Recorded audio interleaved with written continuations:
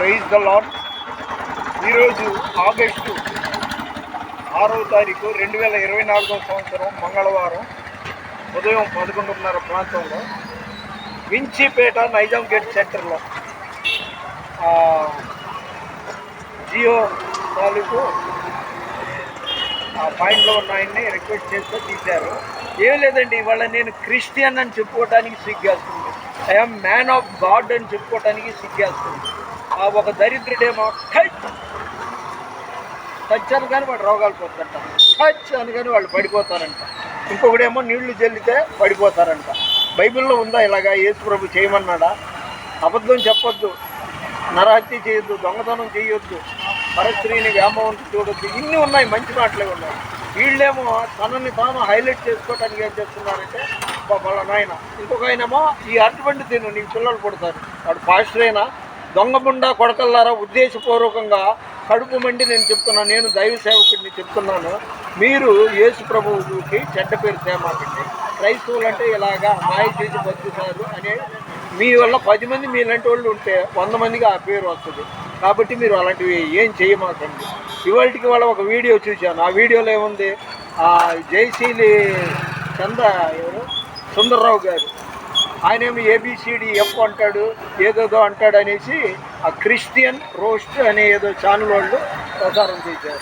అలాగే ఆ అమ్మ తేజ ఆయనేమో ఇదిగో ఫలానా ఇజ్రాయేల్ రా, ఇదిగో రవి రా, నేను దేవుడు పిలుస్తున్నాడు అని పేర్లు పెట్టి పిలుస్తాడు. ఇదంతా ఫేక్. మిమ్మల్ని మీరు హైలైట్ చేసుకున్నారు, యేసు ప్రభుని హైలైట్ చేయట్లేదు. ఆనందరా బాబు, నోరు తెలిసి నేను ఉద్దేశపూర్వకం అంటున్నా, మీరు దొంగముండా కొడుకులు. మీరు మీ పేరుని హైలైట్ చేసుకొని స్టేటస్ పెంచుకోవటానికే తప్ప వేరే ఏమి లేదు. ఒకరిని కలిమి విస్తరించుతా అని జీవమునకు మూలం కాదు. మరి మీరు బాగా సంపాదించుకున్నారు, ఇంకా ఇంకా కావాలన్నారు. పట్టెడు కూడు లేని వాళ్ళు ఎంతోమంది ఉన్నారు, వాళ్ళ గురించి మీరు ఆలోచించండి. అంతేగాని నేను సేవకుడిని, నేను పాస్టర్ని, ఇదేనా మీ బతుకులు? ఇంకొకడు ఉన్నాడు, విజయవాడలో కూడా ఉన్నాడు, అపోస్తులు అంట. అపోస్తులు అంటే ముందు వరకు రూపాయికి ఠికాణాలు వేసుకుంటూ ఉండాలి. అది దేవుని చేత పంపబడ్డవాడై ఉండాలి. అంతా ఫేక్ చేస్తున్నారు.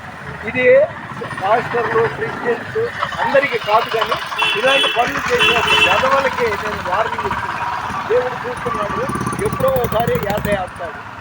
నువ్వు హైలైట్ చేసి దెయ్యాలు వదిలిపెట్టేస్తానంటావు. టచ్ అనగానే వాడు పడిపోవడం. ఇదంతా ఎందుకు మాయలు? మనస్ఫూర్తిగా ప్రార్థించి, నీ ఇంట్లో ఉన్నప్పుడు ప్రార్థించి, అప్పుడు నలుగురికి వాళ్ళు హిందువా, క్రిస్టియనా, ముస్లిమా ఇది లేకుండా వాళ్ళ కోసం ప్రార్థించి, మన వినికిడిలో దేవుడి కొన్ని మాటలు దీవించిన దాకా ప్లీజ్ కైండ్లీ దయచేసి లైక్ చేయండి, షేర్ చేయండి, సబ్స్క్రైబ్ చేయండి. దేవుని పరిచర్యలో మీ రత్నం ఫ్రాన్స్. God bless you. ఇది షూట్ చేసిన యువకుడికి దేవుడు సమృద్ధిగా దేవుళ్ళు అనుగ్రహించును గాక. God bless you.